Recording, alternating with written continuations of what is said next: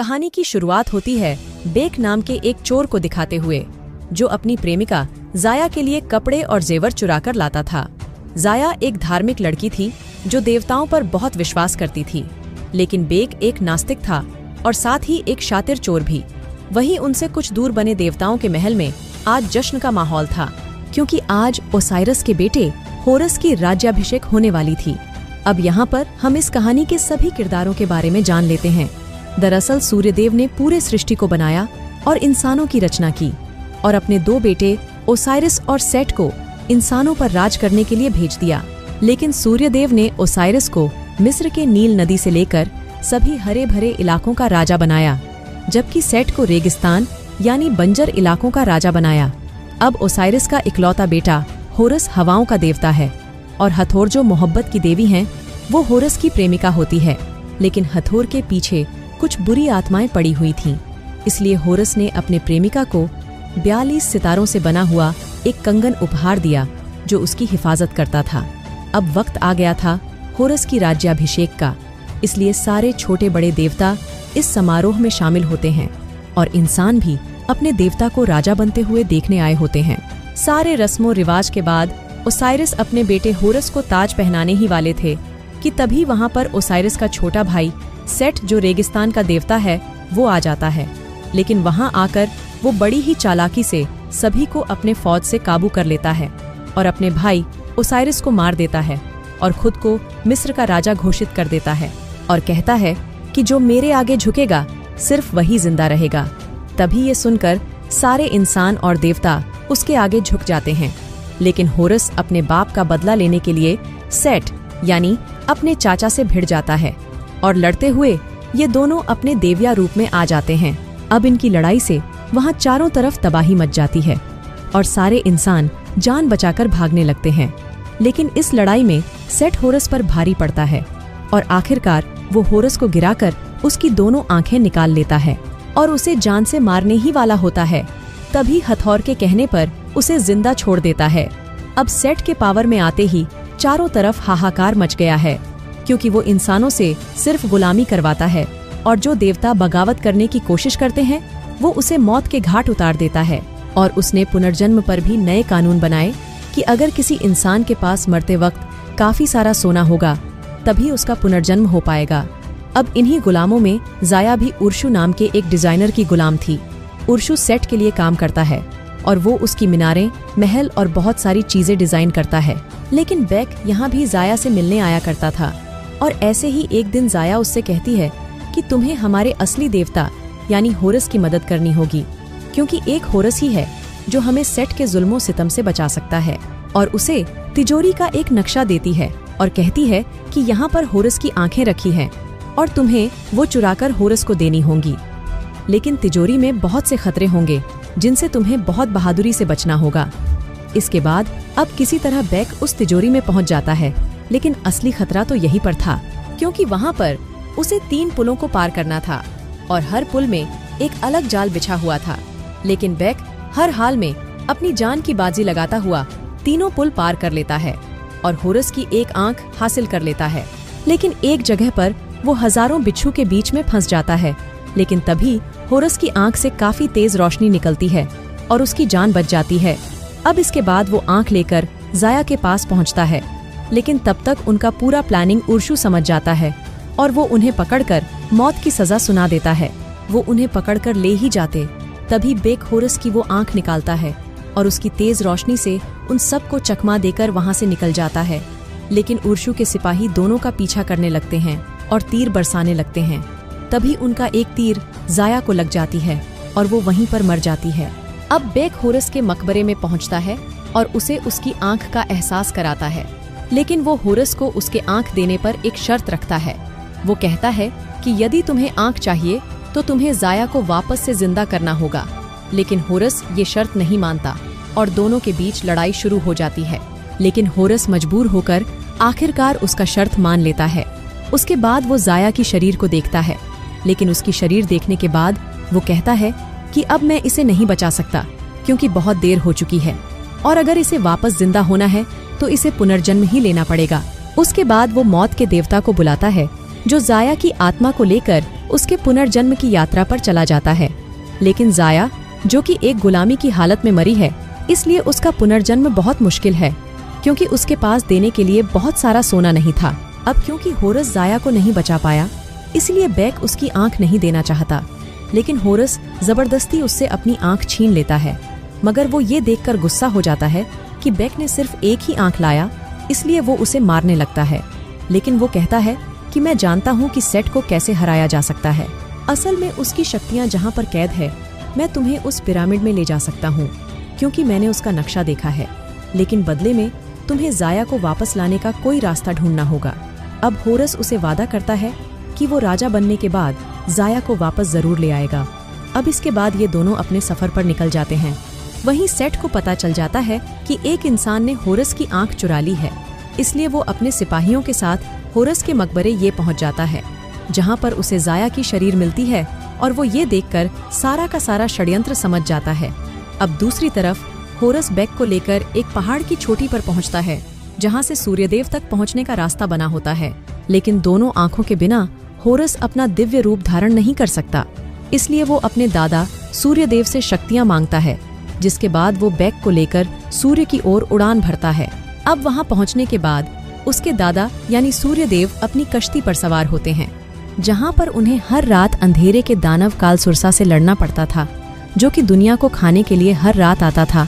अब होरस अपने दादा को सब कुछ बताता है कि वो कितनी मुसीबत में है, लेकिन सूर्यदेव कहते हैं कि मैं इन सब में समय नहीं दे सकता, क्योंकि मुझे पूरे ब्रह्मांड को लेकर बहुत सारे काम होते हैं। इसके बाद वो सूर्यदेव से वो जादुई पानी मांगता है, जिससे उस पिरामिड की आग बुझाया जा सकता है और सेट की शक्तियां कम की जा सकती हैं। अब सूर्यदेव भी इसकी इजाजत दे देते हैं। इसके बाद वो जादुई पानी लेकर दोनों वापस धरती पर लौट आते हैं। लेकिन धरती पर आते ही होरस के देवता वाला रूप खत्म हो जाता है, क्योंकि होरस तभी अपने देवता वाले रूप में आ सकता है जब उसकी दोनों आंखें हों। अभी वो लोग जंगल में ही होते हैं कि तभी उन पर सेट के सिपाही हमला कर देते हैं। अब होरस और उन लोगों के बीच बहुत लड़ाई होती है, लेकिन आखिर में सेट के एक सिपाही होरस को पहाड़ी से नीचे गिरा देता है। ये देखकर बेक भी उसके साथ कूद जाता है, लेकिन गहराई में जाने से पहले ही होरस अपना वो हथियार खोल देता है जो उसके पास था, और वो दोनों बच जाते हैं। इसके बाद अब होरस कहता है कि सेट अब हमें मारने के लिए अपने सबसे ज्यादा खतरनाक लोगों को भेजेगा। अब यहाँ सेट हथौर यानी होरस की प्रेमिका के पास जाता है उससे कुछ मांगने। जैसे हम जानते हैं कि होरस और हथौर एक दूसरे को बहुत पसंद करते थे, और हथौर मोहब्बत की देवी होने के साथ साथ काफी सारे शक्तियों की मालिक भी थी। अब सेट हथौर से कहता है कि तुम मुझे मरे हुए लोगों की दुनिया में लेकर जाओगे, क्योंकि मैं उस दुनिया पर भी राज करना चाहता हूँ। लेकिन इस बात के लिए हथौर साफ मना कर देती है। दरअसल हथौर को भी ये बात पता चल चुकी थी कि होरस को उसकी आंख मिल गई है। तभी सेट हथौर को मारने के लिए आगे बढ़ता है, लेकिन उससे पहले हथौर अपने हाथ से जादुई कंगन निकाल देती है, और जब वो ऐसा करती है तो वो थोड़ी देर के लिए मरे हुए लोगों की दुनिया में चली जाती है। लेकिन बहुत जल्द वो वापस से उस कंगन को पहन लेती है, जिससे वो मरे हुए लोगों की दुनिया के बजाय कहीं दूर एक रेगिस्तान में जा गिरती है। अब वहीं हम देखते हैं कि होरस और बेक एक काफी पुराने मंदिर पर हैं, लेकिन तभी वहाँ पर सेट की भेजी गई दोनों खतरनाक औरतें बड़े बड़े सांप लेकर वहाँ पर आती है, जिन सांपों के मुंह से आग निकल रही होती है, और ये सांप होरस और बेक पर हमला कर देते हैं। लेकिन ये दोनों उनसे बचते हुए छिप रहे थे। पर तभी वहाँ पर मोहब्बत की देवी हथौरा जाती है, जो अपने पावर का इस्तेमाल करके उन सांपों जैसे मॉन्स्टर्स को खत्म कर देती है। इसके बाद ये लोग वहाँ पर जाते हैं जहाँ पर होरस की दूसरी आंख है, और वो जगह है एक पिरामिड। अब बेक कहता है कि मैं इस जगह के बारे में जानता हूँ और मैं इसके अंदर जा सकता हूँ। पर हथौर कहती है कि अंदर जाना इतना भी आसान नहीं है, क्योंकि जब तुम अंदर जाओगे तो वहाँ पर तुम्हारे सामने एक बहुत बड़ा रेतीला दानव आएगा, जो तुमसे एक पहेली पूछेगा, और अगर तुमने उस पहेली का सही जवाब नहीं दिया तो वो दानव तुम्हें मार डालेगा। ये बात सुनकर होरस अब निर्णय लेता है कि वो गॉड ऑफ इंटेलिजेंस यानी ज्ञान के देवता के पास जाएंगे, क्योंकि उसके पास सबसे ज्यादा अक्ल है और वो सबसे ज्यादा समझदार है। इसके बाद ये लोग गॉड ऑफ इंटेलिजेंस के पास जाते हैं और उसे सारी बातें बताते हैं, इसलिए वो उनका साथ देने के लिए तैयार हो जाता है और वो सफर पर निकल पड़ते हैं। लेकिन रास्ते में हथौर को होरस और बेक की डील के बारे में पता चल जाता है कि होरस ने बेक से ये कहा है कि वो उसकी प्रेमिका की आत्मा वापस ले आएगा, जो कि होरस के लिए नामुमकिन है। ये बात हैथोर को काफी बुरा लगता है, क्योंकि अपनी आंख लेने के लिए होरस बेक का इस्तेमाल कर रहा है और ऐसी हरकतें एक देवता को शोभा नहीं देता। अब इसके बाद हैथोर बेक से पूछती हैं कि क्या तुम अपने प्रेमिका से बात करना चाहते हो, क्योंकि हैथोर की वो कंगन मरी हुई लोगों की दुनिया से कांटेक्ट करवा सकता था। और हैथोर ऐसा ही करती है, जिस वजह से बेक अपने प्रेमिका से बातें कर पाता है।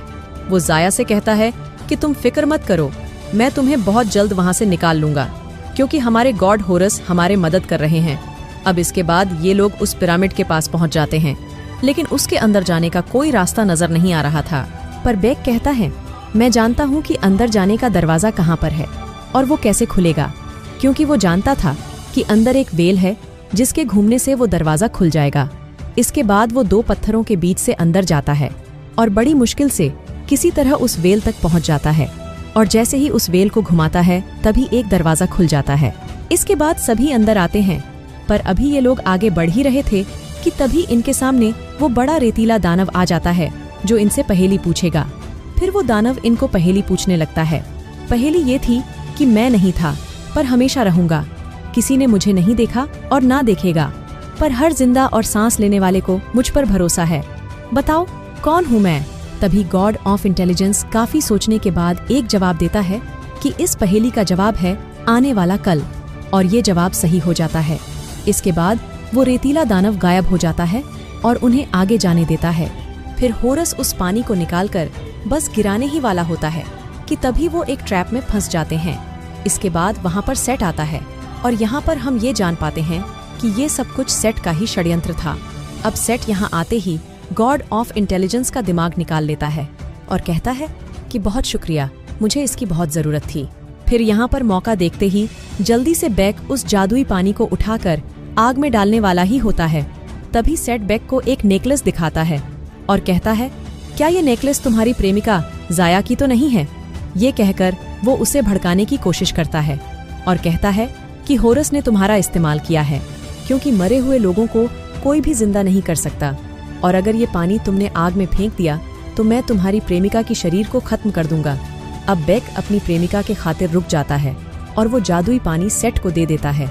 इसके बाद सेट उस पिरामिड से निकल जाता है और तभी पिरामिड गिरने लगता है, लेकिन होरस किसी तरह खुद को और बाकी सबको बचाने में कामयाब हो जाता है। इसके बाद हम देखते हैं कि सेट गॉड ऑफ इंटेलिजेंस का दिमाग अपने दिमाग में फिट करवा लेता है और बहुत ज्यादा पावरफुल हो जाता है।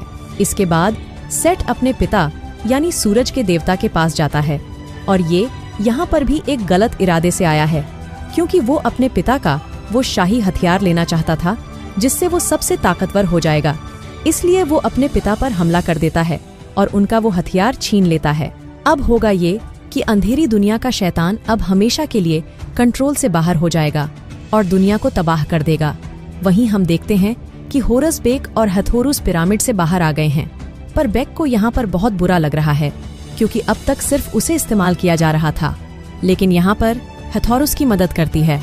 वो मौत की देवता को यहाँ पर बुलाती है और पूछती है कि मुर्दों की दुनिया में जाने की क्या कीमत है, जिस पर मौत का देवता कहता है कि वहाँ पर जाने की कीमत काफी महंगी है।